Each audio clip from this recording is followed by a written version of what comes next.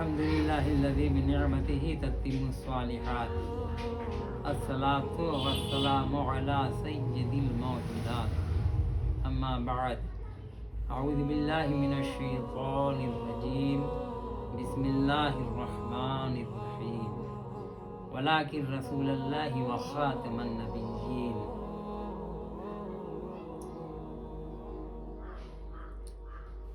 अल्लाहुम्मा सल्लि व सल्लिम अला नबिय्यिना मुहम्मदिन व अला आलिहि व अस्हाबिहि अजमईन। श्रीमद् भागवत गीता के अतिरिक्त भागवत पुराण और भविष्य पुराण, ऋग्वेद, सामवेद, यजुर्वेद भी है। पुराणों के अंतर्गत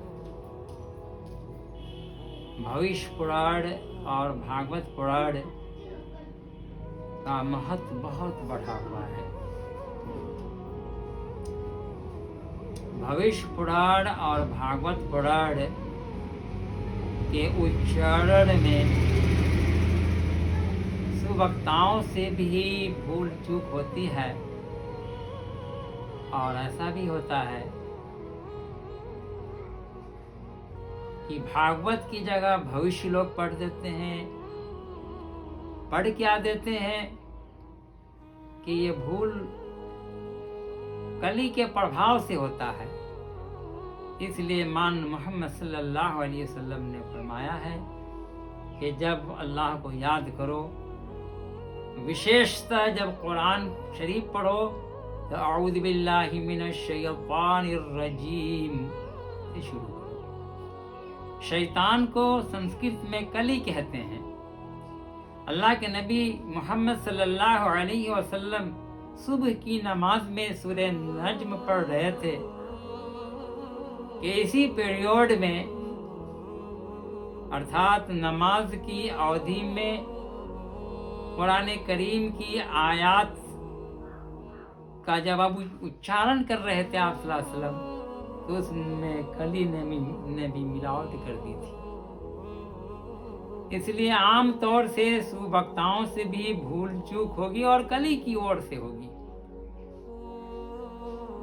श्रोतागण को चाहिए कि यदि कोई भागवत पुराण के स्थान पर भविष्य पुराण पढ़ दे तो अवॉइड करना चाहिए।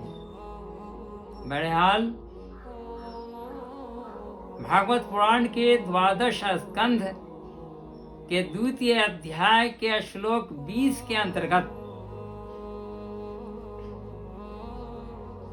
अंतिम महाईश दूत के पदार्पण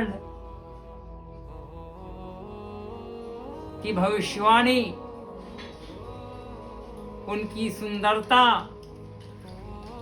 का उल्लेख करते हुए की गई है। विचरन्ना शुना शोण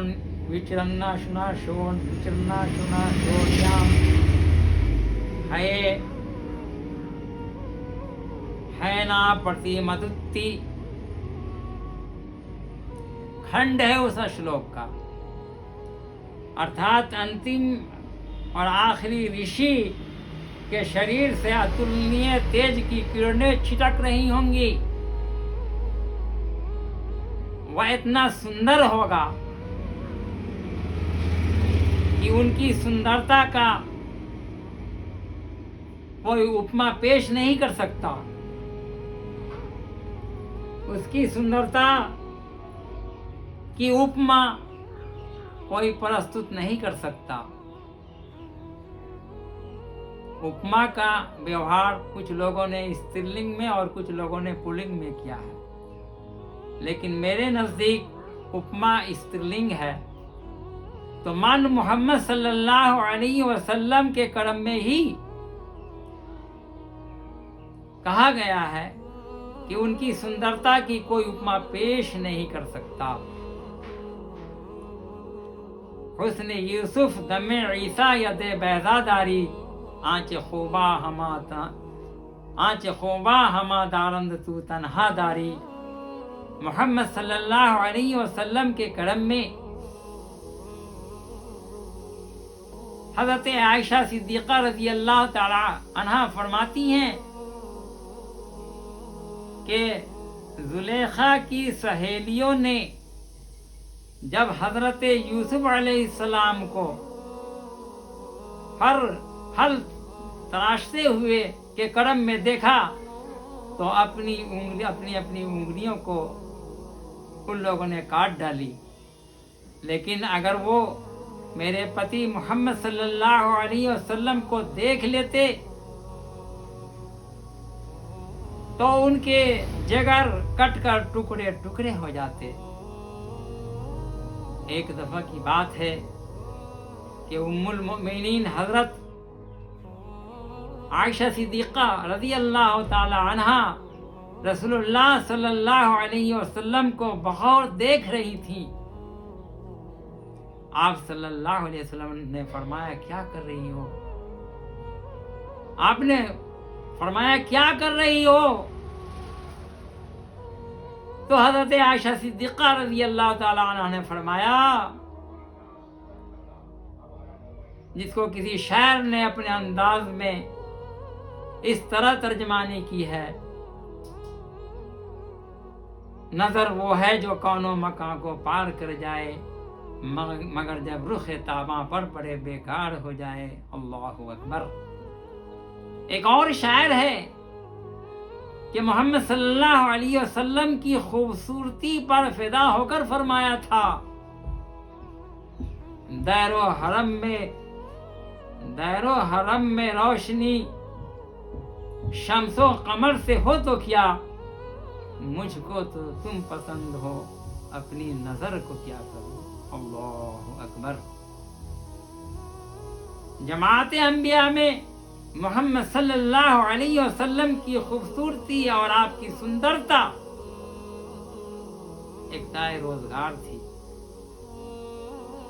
अल्लाह के नबी मोहम्मद रसूलुल्लाह सल्लल्लाहु अलैहि वसल्लम के करम में हज़रत जाबिर रज़ी अल्लाह ताला अन्हु का बयान है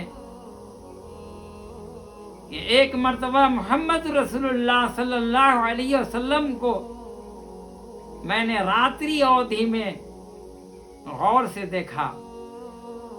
चांदनी रात थी। कभी मेरी निगाह चांद पर उठती तो कभी मैं मोहम्मद रसूलुल्लाह सल्लल्लाहु अलैहि वसल्लम को देख लेता और देखते ही रहता। अंत में आखिर में मैंने यही तय किया कि मोहम्मद सल्लल्लाहु अलैहि वसल्लम चांद से भी ज्यादा खूबसूरत हैं। अल्लाहु अकबर। इसलिए भागवत पुराण के 12 स्कंद के 2 अध्याय के श्लोक 20 में जो भविष्यवाणी की गई है, निश्चित रूप से मोहम्मद रसूलुल्लाह सल्लल्लाहु अलैहि वसल्लम के करम में ही ये भविष्यवाणी है। भारत के रहने वाले पंडितों को, विद्वानों को इस पर विचार करना चाहिए, गौर करना चाहिए कि आखिर वो कौन अंतिम महाईश दूत हैं जिनकी सुंदरता